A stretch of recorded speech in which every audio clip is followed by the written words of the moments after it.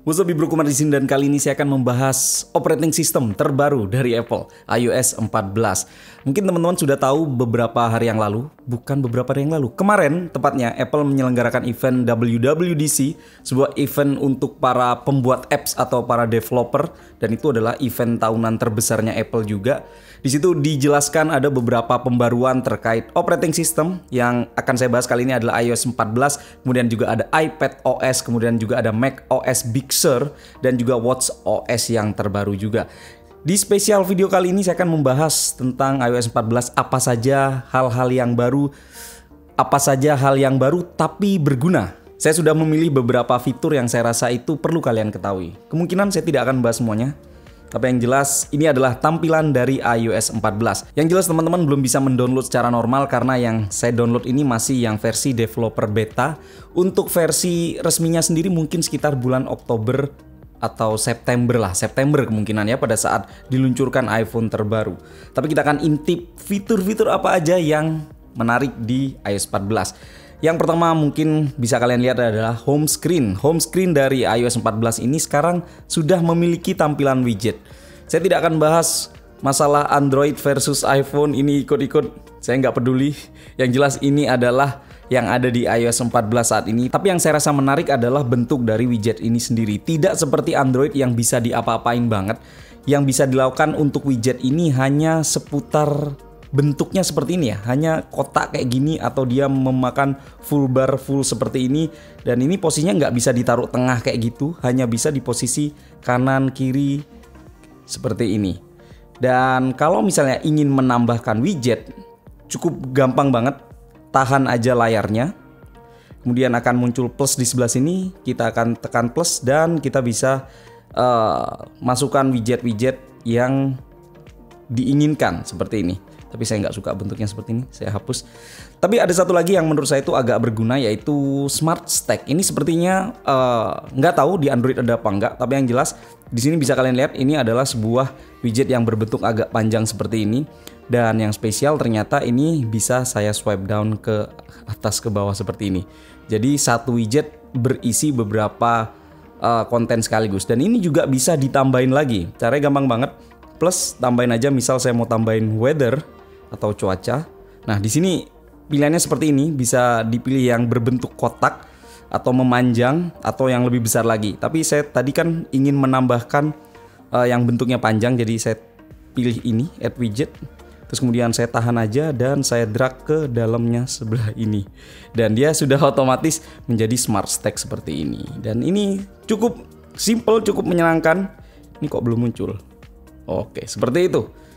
Itu adalah Smart Stack. Dan kalau misalnya kalian lihat, ini kan terlihat cluttered banget alias berantakan banget. Ada satu buah fitur yang bisa teman-teman manfaatkan, yaitu App Library. Jadi di akhir halaman home screen ini, paling akhir kita akan menemukan App Library. Jadi di sini semua aplikasi itu ada di sini. Kalau di Android itu seperti app drawer gitulah. Tapi ini bisa dibikin lebih bersih lagi atau lebih simple lagi. Yang perlu dilakukan adalah tahan di bagian home screen-nya, kemudian disentuh aja di bagian ini, penanda halamannya ini.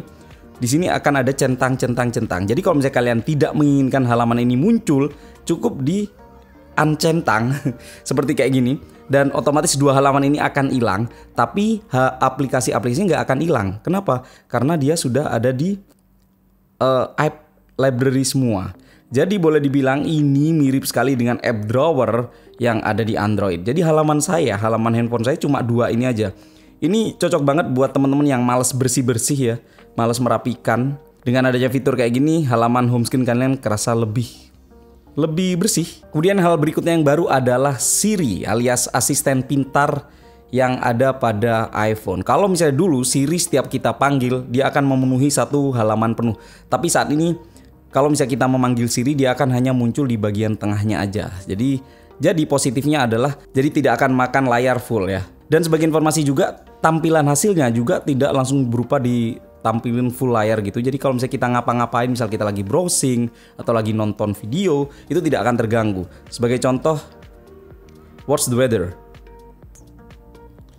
Nah, dia akan munculkan informasinya tuh hanya di bagian atasnya seperti ini aja. Dan itu akhirnya membuat kita semakin bisa bermultitasking menggunakan iPhone ini. Lalu berikutnya adalah Picture in Picture. Ini sebenarnya fitur yang lama banget ada di Android. Dan saya juga bertanya-tanya kenapa Apple baru memasukkan fitur Picture in Picture ini. Tapi kalau misalnya saat ini kita ingin menggunakan fitur Picture in Picture, kita harus menggunakan browser dulu ya.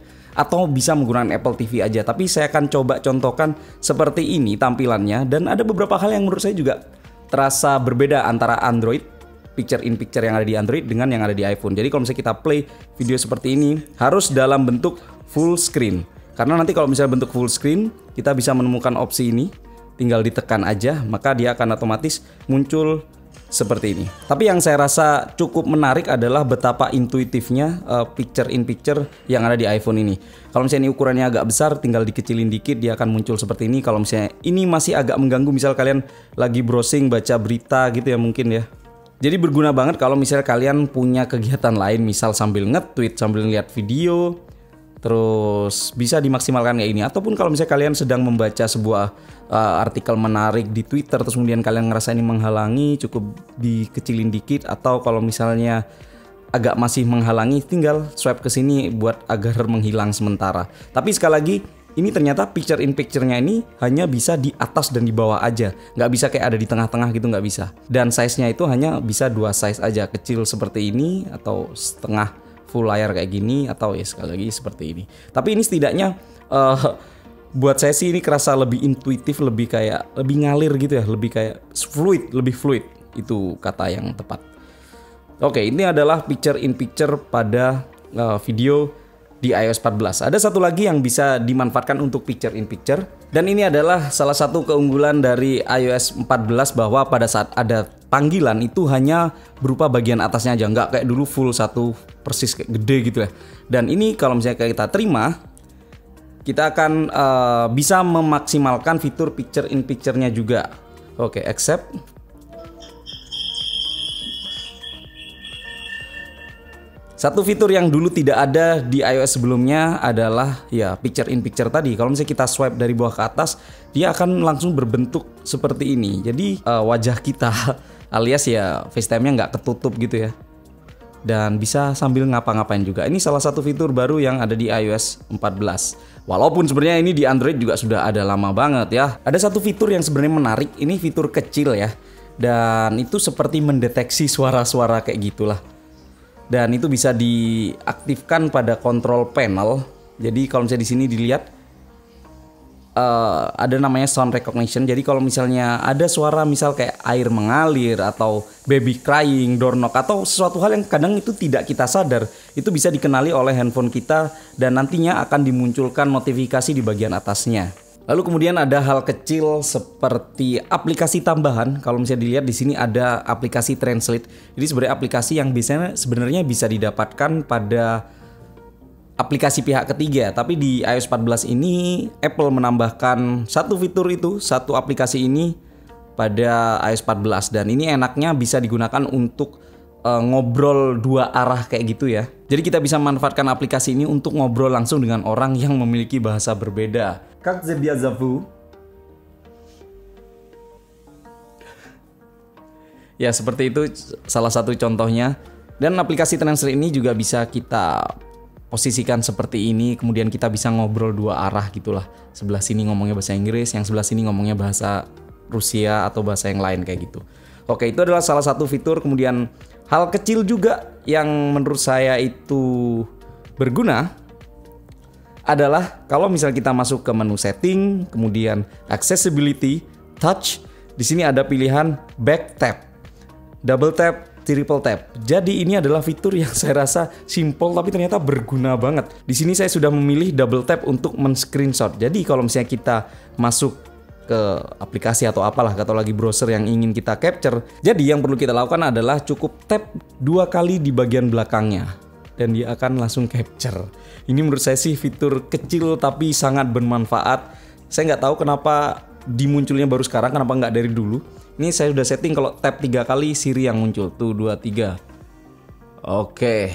Tuh langsung muncul Sirinya seperti ini. Kemudian ada satu hal yang bikin saya penasaran juga, namanya adalah App Clips. App Clips ini adalah sebuah seperti kita nge-scan barcode gitu di sebuah tempat. Kalau misalnya kita tidak memiliki aplikasinya secara utuh, misal kita pergi ke cafe terus kemudian kita ingin mendapatkan poin, redeem kayak gitu, terus kemudian kita tidak memiliki aplikasinya, kita cukup scan app Clips ini aja, atau kalau misalnya kita ingin melakukan pembayaran juga bisa melalui app Clips ini aja.